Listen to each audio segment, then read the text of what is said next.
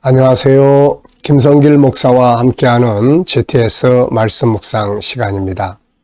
오늘도 묵상과 함께 좋은 하루 되시기 바랍니다. 자, 오늘은 5번째 주간의 넷째 날 목요일입니다.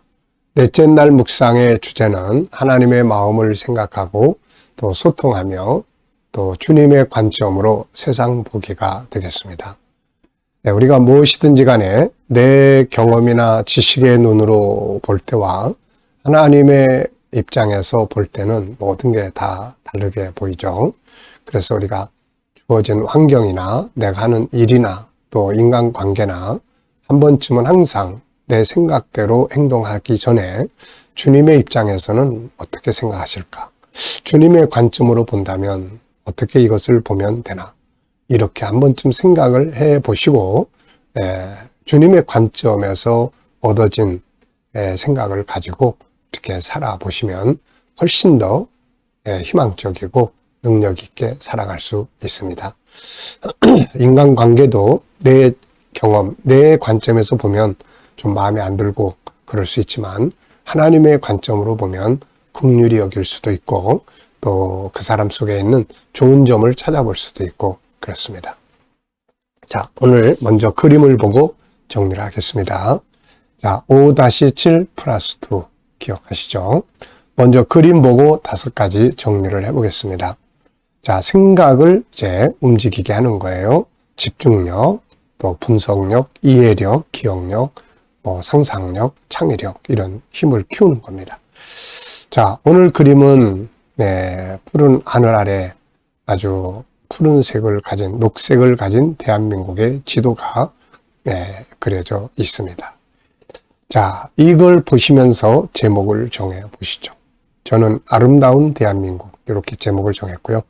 의미는 한국은 하나님이 주신 땅, 축복의 땅, 그리고 선교 사명의 땅, 그리고 나라가 있음에 내가 살 수 있는 나라가 있음에 감사하다. 이렇게 적어봤습니다. 저는 세계를 선교하기 위해서 선교 현장을 많이 다녀봤습니다. 그런데 이렇게 가서 보면은 나라가 없는 민족들을 위해서 가끔 집회를 할 때가 있습니다. 그게 참 안타깝죠. 누가 책임져 줄 사람들이 없는 민족, 방황하고 아픔과 고통을 가지고 있는 거죠. 그런데 가서 볼 때마다 이렇게 내가 살아갈 수 있는 나라가 있다는 것이 참으로 감사한 일이죠. 자, 분석해 보겠습니다. 우선 눈에 보이는 것과 보이지 않는 것을 찾는 것인데요. 자, 항상 우리는 보이는 면도 익숙해야 되지만 보이지 않는 부분을 찾는 일에도 관심을 가지고 살아야 합니다. 그래야 변화도 있고 발전할 수 있으니까요. 자, 여기서 이제 눈에 보이는 것은 우선은 주변에 커다란 바다가 있습니다. 넓은 바다가 있고 그 가운데 대한민국 지도가 이렇게 있습니다. 바다 가운데 있는 대한민국의 지도. 그리고 하늘이 있고 하늘에는 구름이 있습니다. 자, 보이지 않는 부분에는 뭐가 있을까요? 우선 저는 하늘 위에 있는 천국을 생각을 해봤고요. 그리고 이 한국의 지도를 보면서 이 속에 살아가는 수많은 사람들과 한국의 삶의 현장, 역사. 그리고 이 바다를 보면서 이 바다 속에는 또 수많은 생물들, 바다 속에 있는 수많은 것들에 대한 생각을 좀 해봤습니다. 자, 3번째입니다. 그림에서 가장 중요한 건 뭔가요? 자기 나라가 있다는 것. 여러분들도 중요한 것 한 가지씩 적어 보시기 바랍니다. 자, 연상법 훈련입니다. 이 그림 보시면서 한번 떠올려 보세요. 자, 먼저 넓은 바다가 있고 그 가운데는 대한민국의 지도가 있습니다. 그리고 대한민국 안에는 산으로 된 지도예요. 그리고 하늘에 푸른 하늘이 있고 구름이 있습니다. 자, 그리고 이 지도를 보시면서 관계된 성경을 기억하셔서 한번 적어보시죠. 저는 사도행전 18장 하나님께서 17장의 내용이네요. 여기 보면은 하나님께서 각 민족에게 땅의 경계를 세워주셨다 하는 그런 말씀이 나옵니다. 사도행전 17장. 이렇게 하나님께서 야, 이건 너네 땅이야. 그리고서는 너네가 여기 살아야 돼. 여기서 내 뜻을 이루어야 돼. 네. 하나님께서 이 가나안 땅도 이스라엘 백성들에게 주셨죠. 그런데 왜 그들을 그 땅에서 쫓아냈냐면 너무 죄악되기 때문에. 그래서 우리가 하나님이 주신 땅을 거룩하게, 이 땅이 거룩한 땅이 될 수 있도록 기도해야 합니다. 이 세상의 모든 땅은 하나님이 사실 알고 보면 빌려주신 거죠. 빌려주셨는데 우리가 내 방을 누구에게 빌려줬는데 막 타락하고 방탕하고 더럽힌다면은 아마 다 내보내고 싶겠죠. 그래서 하나님이 가나안 족속을 내보내고 그리고 이제 이스라엘 사람들에게 그 땅을 기업으로 주신 거죠. 그러면서 너희도 이렇게 더러워지면은 내가 쫓아낼 거다. 앞서 쫓겨난 사람들처럼 너희도 쫓겨날 거야. 이런 말씀을 하셨던 거죠. 그래서 나라가 거룩하고 정결한 나라가 되어야 합니다.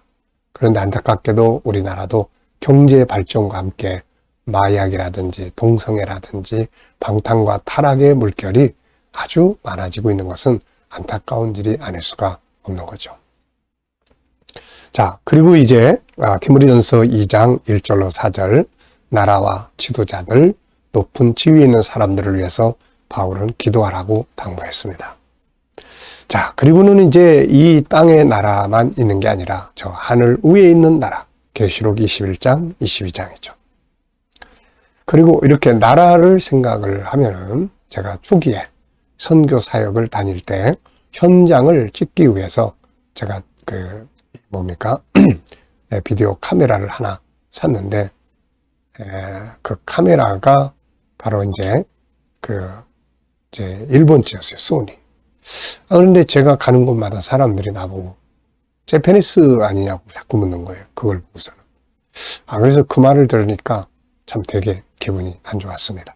그래서 그 다음에 돌아와가지고 그걸 정리하고 그 대신에 삼성 거를 사가지고 다녔던 기억이 있습니다. 뭐 특별히 애국자가 아니라 해도 밖에 나가면 대한민국, 내 나라의 사람이라는 것이 참 중요하지 않습니까? 자, 오늘도 우리 아이들, 우리 어른들도 생각해 보면 좋고요. 여기서 수학을 또 찾아보시기 바랍니다. 수학. 자, 이 그림 안에 수학. 애들 수학을 보면은 초등학교 아이들의 수학은 크게 5가지의 내용이 담겨져 있어요. 하나는 숫자, 그래서 더하기, 빼기, 곱하기, 나누기, 연산법. 그 다음에는 이제 도형, 그리고 이제 측량, 청량. 그래서 비교, 길고 짧고, 양이 얼마나 많으냐, 적으냐, 뭐 넓으냐, 좁으냐, 뭐 이런 거. 그래서 비교, 이런 거. 그 다음에는 이제 또 규칙과 대응, 뭐 이런 거. 그리고 또 자료와 또 해석하고, 이런 거. 그런 것이 초등학교 수학이에요. 그리고 이제 이게 조금 더 발전을 해서 중학교 수학이 되는 거예요. 그래서 이 내용을 보면은 여기에 다 이게 수학입니다. 이게 알고 보면은. 뭐, 더하기, 빼기도 있고, 여기서 구름을 빼면, 푸른 하늘에서 구름을 빼기를 하면은 어떻게 됩니까? 아주 푸른 하늘만 남게 되는 거죠. 또 여기에다가 하늘의 나라를 또 합치면은 이 대한민국과 하늘의 나라 2개가 딱 보이게 되는 거죠. 그리고 또 뭐 도형도 있고 또 비교하면서 넓이, 이런 것도 다 이 안에 있는 거예요. 자, 그래서 아이들을 키우시는 분들은 아이들을 책 속에서의 문제만 풀게 하지 마시고 항상 이렇게 밖에 나가서 자연 속에 있는 수학 찾기, 자기 집에 있는 수학 찾기. 그러면 자기가 배운 만큼 그 안에 있는 어떤 내용들을 찾게 되고 이러면 지혜가, 수학에 대한 이해력이 더 깊어질 수가 있게 됩니다. 문제를 볼 때는 자기 집에 있었던 어떤 걸 떠올릴 수 있으면은 훨씬 답을 찾고 방식을 찾기, 식을 찾아가는데 도움이 될 수 있어요. 꼭 활용해 보시죠. 자, 상상력 키우기입니다. 이 그림 가운데 두시고 저는 앞에는 천국을 그려볼 것 같아요. 아무것도 없는 영원한 나라, 천국. 하나님께서 그 천국에서 이제 생육번성할 하나님 나라 운동을 위해서 지구를 만드시고 이 땅을 만드시고 그 안에 우리 대한민국 만드신 거죠. 현재. 그리고 다음 그림 역시 저는 천국을 다시 그려볼 것 같아요. 계시록 21장에는 결국 세상 나라는 사라지고 하나님의 나라가 영원한 나라가 완성되기 때문에 그렇습니다. 자, 미래를 어떻게 살고 싶은가요? 그렇다면 지금 무엇을 해야 할까요? 오늘도 미래에 대한 여러분들의 비전 또 적어보시고 기도하시고 지나가시기 바랍니다. 자, 오늘 빌립보서 3장 20절, 디모데전서 2장 1절로 4절 본문을 또 읽어보겠습니다.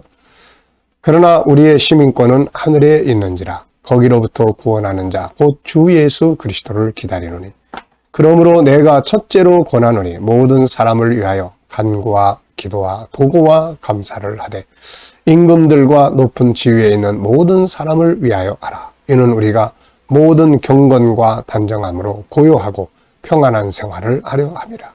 이것이 우리 구주 하나님 앞에 선하고 받으실 만한 것이니 하나님은 모든 사람이 구원을 받으며 진리를 아는 데 이르기를 원하시느니라. 아멘. 자, 감사한 일 또 적어 보시기 바랍니다. 어제 감사한 것들 쭉 적어 보시고요. 오늘 또 감사한 거 쭉 적어 보시기 바랍니다. 그리고 미래에 대해서도 믿음으로 감사하고 소망으로 감사하고 말씀을 의지해서 감사하고 그래서 감사할 일들 쭉 적어 보시기 바랍니다. 자, 오늘의 주제는 하나님의 마음을 좀 생각해 보고 소통하며 주님의 관점으로 세상 보기입니다. 주님의 관점으로 세상 보기를 생각을 하면 가장 먼저 떠오르는 사람은 요셉입니다. 요셉은 형제들에게 미움을 받고 애굽으로 팔려갔습니다. 그런데 그 사건에 대해서 요셉은 자기의 생각과 경험으로 자기의 생각으로 보는 게 아니라 하나님의 관점에서 그 문제를 봤어요. 형제들이 왜 날 팔아버렸나? 형제들을 생각하면서 막 화가 나고 분노하고 이게 아니라 하나님이 왜 나를 보내셨을까? 하나님의 관점에서 이 사건을 본 거죠. 그래서 그 상황을 수용할 수 있었고 희망을 갖고 살아갈 수 있었고 마침내 그 결과가 너무나 멋지게 성공할 수 있었어요. 왜냐하면 하나님이 그를 보내셨기 때문에 실패할 수 없잖아요. 자, 그래서 우리가 오늘 부딪혀 있는 환경이나 어떤 문제도 주님의 입장에서 한번 생각해보고 아버지의 관점에서 볼 수 있는 이게 믿음이에요. 이게 믿음의 눈입니다. 자, 본문을 통해서 하나님이 내게 주시고 싶은 메시지는 무엇일까요? 자, 주님의 마음을 한번 생각해 보세요. 이 본문을 쭉 읽으면서 내게 주시는 교훈. 자, 저는 3가지를 적었는데요. 우리의 시민권은 하늘에 있다. 그래서 이 내용을 보면서 천국인의 정체성을 가지고 살았으면 좋겠다. 세상에 살고 있지만 나는 하늘의 백성이야. 천국인이야. 그리고 천국 문화를 살아갈 수 있는 이런 것을 하나님 원하시지 않을까. 2번째는 중보 기도자예요. 여기 보면은 모든 사람을 위하여 기도해라. 모든 사람을 위하여 기도하라는 말이 2번이나 나옵니다. 그래서 우리가 하나님은 우리가 늘 중보 기도자가 되기를 바라세요. 가족을 위한 중보 기도자, 또 교회를 위해서, 또 나라를 위해서, 세계의 구원받을 백성들을 위해서, 수많은 선교사님들을 위해서, 하나님의 나라를 위해서 중보 기도자. 그래서 항상 나만을 위한 기도자가 아니라 중보 기도자. 그리고 이제 4절을 보면은 하나님은 모든 사람이 구원받기를 원하세요. 진리를 아는 데 원하십니다. 그래서 선교와 전도, 그리고 성경, 말씀 연구, 또 양육 이런 것들을 하나님이 원하시는 거예요. 하나님은 구원받은 우리가 말씀 잘 알고 진리에 이르기를 원하시는 겁니다. 그러려면 성경 배우고 익혀야 되잖아요. 자, 여러분들은 이 말씀을 보면서 하나님이 이걸 통해서 여러분들에게 원하는 게 무엇이라고 생각을 하시는지 한번 생각해 보시고 적어 보십시오. 두 번째입니다. 모든 사람을 향하신 하나님의 뜻은 뭔가요? 구원이죠. 전도와 선교입니다. 이 일을 위해서 이루어 드리기 위해 내가 해야 할 일은 무엇인가요? 세계 선교, 또 다른 사람들을 구원하기 위해서 우리가 할 수 있는 일이 뭐가 있을까요? 여러분들은 어떤 일을 하시면 좋겠습니까? 중보 기도도 할 수 있고요. 실제로 전도지를 나눠줄 수도 있고요. 그들을 위해서 뭔가 희생하고 헌신할 수도 있고요. 네, 다양하게 또 이렇게 하나님의 기쁘신 뜻을 이루기 위해서 우리가 뭔가를 해 드릴 수 있습니다. 작은 것이라도 참여할 수 있기 바랍니다. 세 번째는 하나님의 관점으로 나의 삶을 한번 살펴보자. 내 삶, 내가 업무하는 자세, 아이들은 공부, 또 내게 부딪혀 있는 환경, 내가 해결해야 될 문제들, 이런 것들을 또 비전, 인간관계, 이 속에서 한 가지만 찾아가지고 주님의 관점으로 한번 생각을 해 보십시오. 저는 나의 미래 비전에 대해서 주님의 관점과 내 관점을 가지고 생각을 해 봤습니다. 미래라고 하는 것은 아직 이루어지지 않은 것이에요. 그래서 뭔가 미래를 향해서 계획하고 간다는 건 새로운 도전이 되는 거죠. 가나안 땅을 향해서 가라. 이건 미래예요. 아직 이루어지지 않은 거죠.